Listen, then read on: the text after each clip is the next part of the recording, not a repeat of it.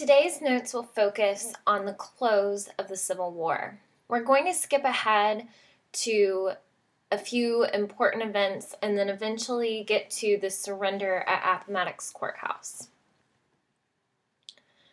We're going to begin by discussing William Sherman. I've mentioned him before when we discussed what total war meant. He was a Union general who led what is known as the March to the Sea. He believed in total war, or an all-out means of destroying an enemy's people and resources.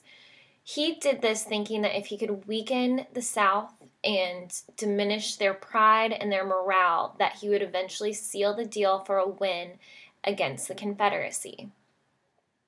In September of 1864, Sherman accomplished one of his goals by capturing Atlanta. This would be a major city for the Confederacy filled with many resources. Then he ordered that Atlanta be burned and continue to march to the ocean near Savannah. At one point in time, Atlanta was filled with gorgeous plantation homes and farms in which they could make a great economy. And due to Sherman's total war antics, this was no longer there. And today you still don't see those gorgeous plantation homes like what you might see in Alabama or Louisiana. Many Southerners still think of Sherman as someone who is evil due to his total war tactics. In January of 1865, the House passes the 13th Amendment, which bans all slavery. You should be familiar with what the 13th Amendment is from our unit on the Constitution. This made slavery completely illegal within the country.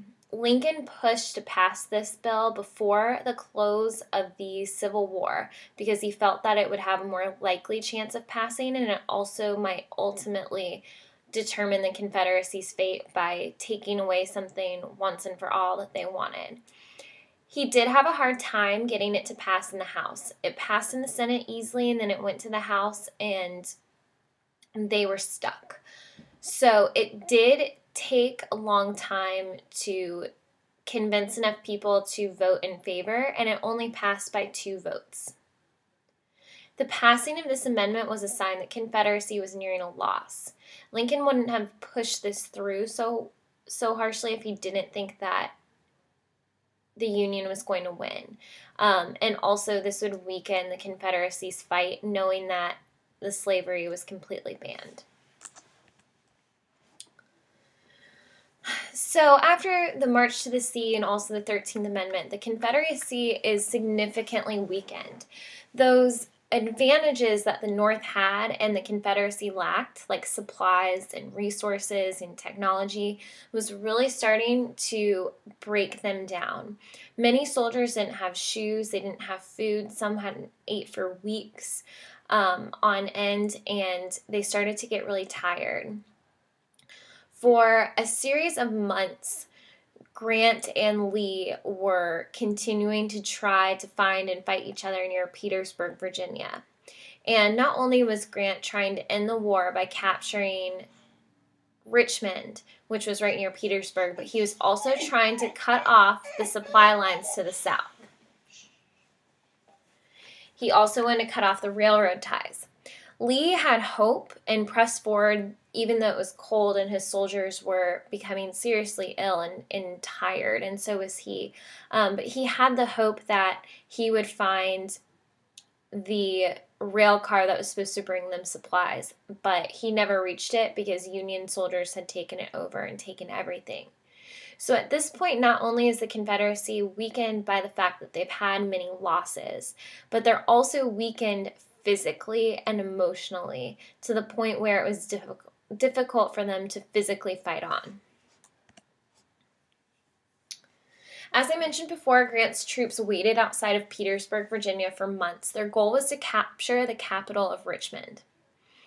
On April 2nd, 1865, Grant broke through the Confederate lines and did capture Richmond. A week later, Lee finally surrendered at Appomattox Courthouse. Appomattox Courthouse is a city. It's not an actual courthouse or building, but that's the name of the town. Interesting story about Appomattox Courthouse. The war itself began and ended in the living room of a man with the last name McLean. He originally had a property that was right by the First Battle of Bull Run, and a cannon had launched and ended up in his living room, so he decided to move his family. Now, he moved his family to Appomattox Courthouse. Lee and Grant needed a place and a table to make their surrender terms, so they found this house and knocked on his door, and unknowingly ended up making the surrender terms in McLean's living room. So they say that in his house, in his living room, the war began and ended. And he was of absolutely no significance, just a normal guy. Lincoln really wanted to focus on rebuilding the nation and prospering together as a united nation. He didn't want to punish the South. So he instructed Grant to come to terms with Lee that all he needed to do was surrender his weapons and leave in peace. So he didn't capture them, he just let them go as long as they turn in their weapons. This concludes our section of this unit on the Civil War. We will continue talking about Lincoln's assassination and also